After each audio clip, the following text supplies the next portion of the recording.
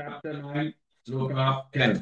मयाध्यक्षेण प्रकृतिः मयाध्यक्षेण प्रकृतिः मयाध्यक्षेण प्रकृतिः सूयते सचराचरम् सूयते सचराचरम् सूयते सचराचरम् मयाध्यक्षेण प्रकृतिः सूयते सचराचरम् मयाध्यक्षेण प्रकृतिः सूयते सचराचरम् मयाध्यक्षेण प्रकृतिः सूयते सचराचरम् मयाध्यक्षेण प्रकृतिः सूयते सचराचरम् मयाध्यक्षेण प्रकृतिः सूयते सचराचरम् हेतुनानेन Kaunteya हेतुनानेन Kaunteya हेतुनानेन Kaunteya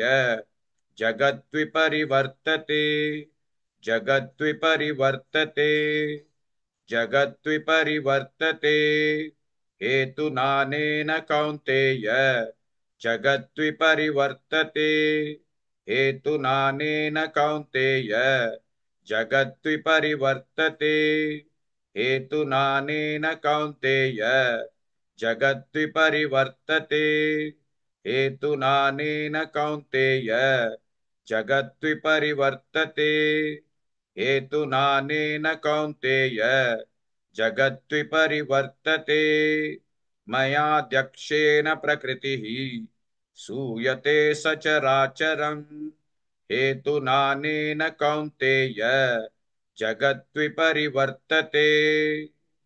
Please like and share this video because you could be instrumental in helping someone around the world recite the Srimad Bhagavad Gita, thereby helping them to have a life of unending opulence, victory and prosperity.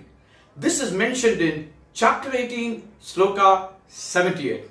Yes, don't forget to buy my book, Leadership Can Be Child's Play. Namaste.